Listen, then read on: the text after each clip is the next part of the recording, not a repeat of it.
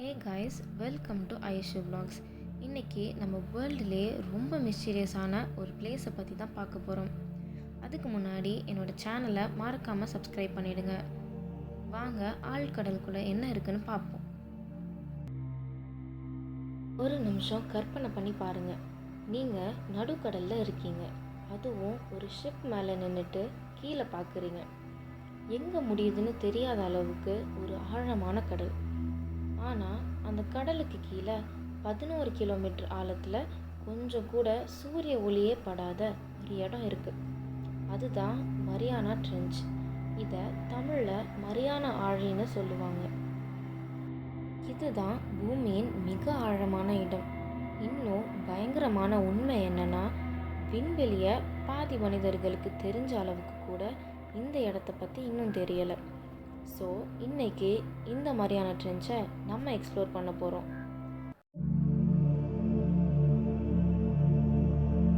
Pacific ஓஷனில் குவாம்னு ஒரு தீவு இருக்குது. அதுக்கு பக்கத்தில் தான் இந்த மரியானா ட்ரென்ச் இருக்குது.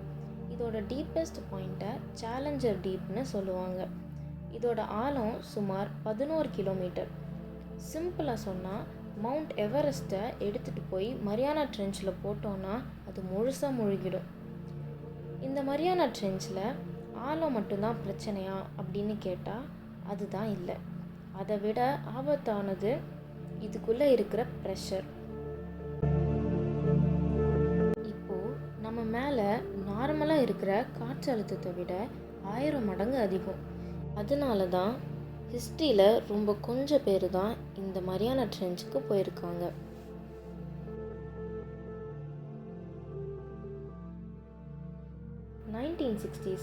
ஜாக்வஸ் பிகார்ட் மற்றும் டான் வால்ஷ் முதன்முறையாக அந்த இடத்துக்கு போயிருக்காங்க. அவங்க கீழே இருக்கும்போது ஃபுல்லாக இருள் சூழ்ந்து ஒளி இல்லாமல் சத்தம் இல்லாமல் இருந்திருக்கு.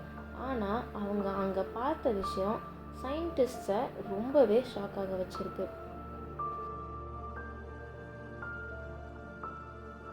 அது என்னன்னா, கடல்வாழ் உயிரினங்கள். ஆமாம், அவ்வளவு ப்ரெஷர் இருந்தும் குளிர் இருந்தும் அங்கே உயிரினங்களை பார்த்ததா சொல்லியிருக்காங்க. சில மீன்கள் டிரான்ஸ்பரண்ட்டாகவும் சில உயிரினங்களுக்கு கண்ணே இல்லைன்னு சொல்லியிருக்காங்க.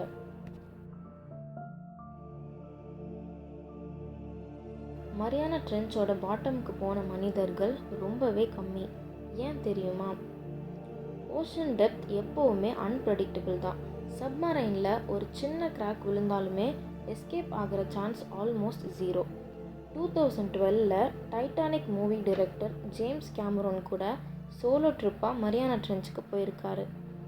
அவர் கீழே போயிட்டு வந்ததும் சொன்ன விஷயம் என்னென்னா, அது ஒரு எம்டி ஏலியன் வேர்ல்டு மாதிரி இருந்துச்சுன்னு. ஆனால் அங்கே இன்னொரு சேடான ட்ரூத்தும் கண்டுபிடிக்கப்பட்டது. அது என்னன்னா, அந்த டீப்பஸ்ட் பாயிண்டில் கூட பிளாஸ்டிக் வேஸ்ட் கண்டுபிடிக்கப்பட்டிருக்கு. இப்போ வர சயின்டிஸ்ட் சொல்கிறது என்னென்னா, ஓஷனில் 95% இன்னும் அன்எக்ஸ்ப்ளோர்டாக தான் இருக்குதாம்.